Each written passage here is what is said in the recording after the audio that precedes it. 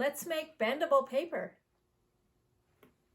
I'm going to show you how to make what I call bendable paper. So this is paper with embedded wire that you can bend and form and sculpt with. I think it's a new material, you know, it's bendable paper. So I sometimes use this floral wire that is straightened, and the fact that it's straightened means you don't have to straighten the wire that comes on a spool. And so these are 16-inch lengths.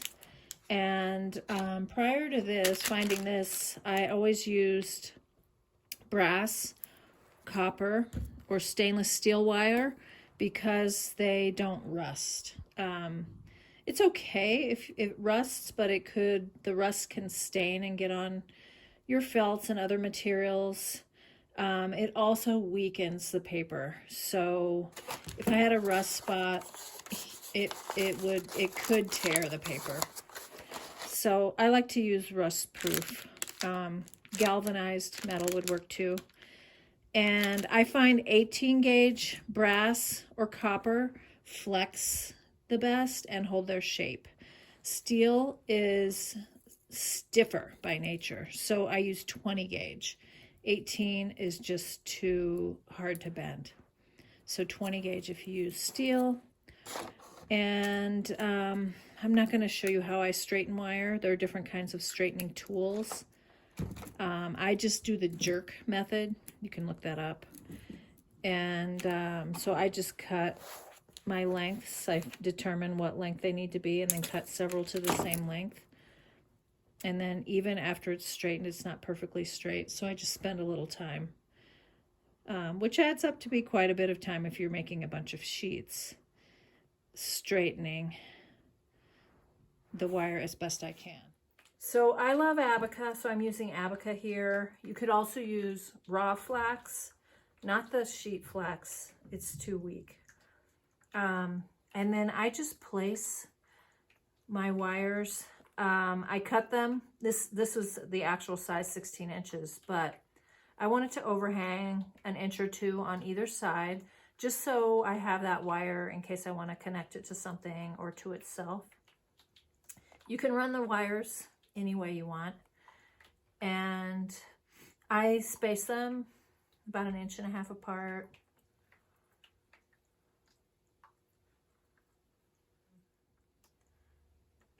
The interesting thing about this, I'm going to let it air dry, is that it shrinks as it dries. And the wire holds the shape a little bit, so there's some interesting things that happen between the shrinkage of the paper fibers and the wire. So you can experiment with this with different gauges, different layouts of how you put the wire on there, and come up with lots of different possibilities. Normally I cooch from the longest side, but since I have all those wires there, I don't want to put my mold down and pop them up. So I'm going to cooch from this side so I can set this down and get it in the exact right position.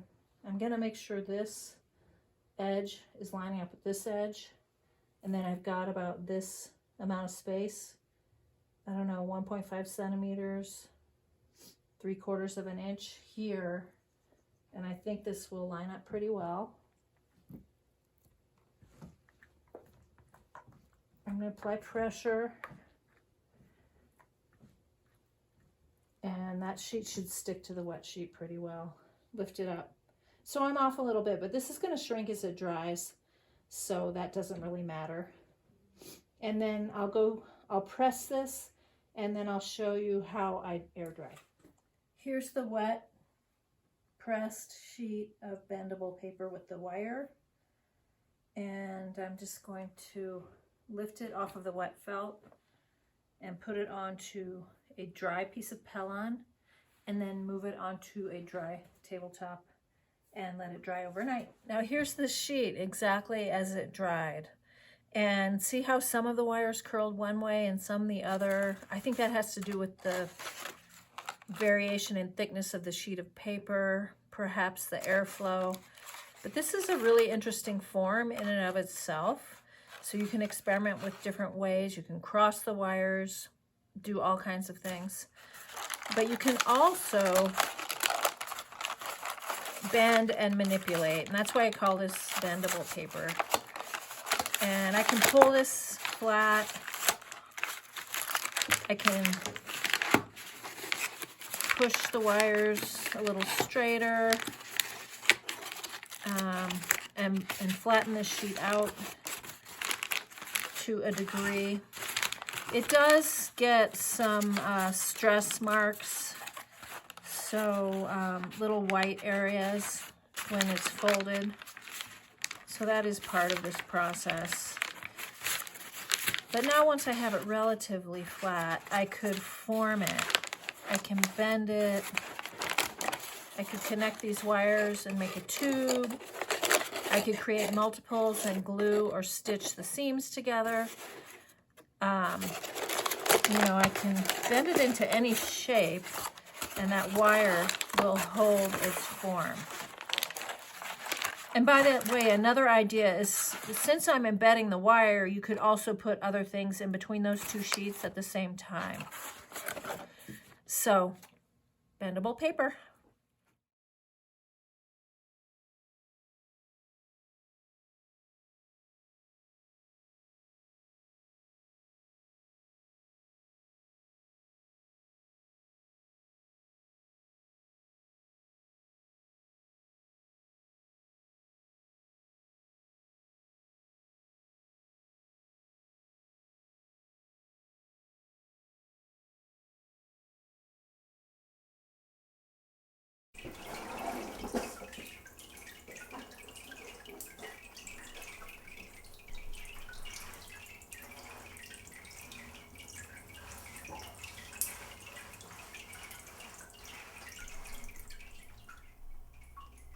I took a class at the Penland School in North Carolina when I first started making paper, and it was called sculptural papermaking. We embedded wire in between two sheets of paper, and we let it air dry.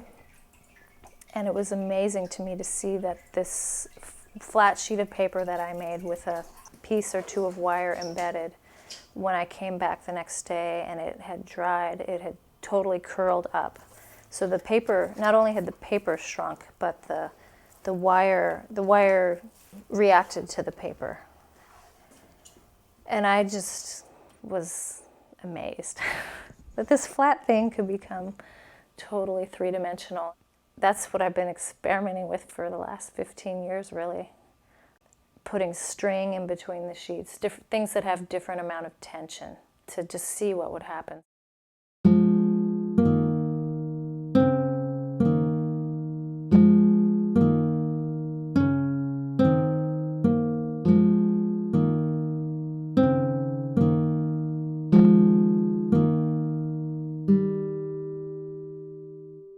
Often I would make these things and I would leave the studio and I'd have them sitting all around the studio, and I'd come back the next day and see how they transformed from flat sheets into sort of relief sculptural objects.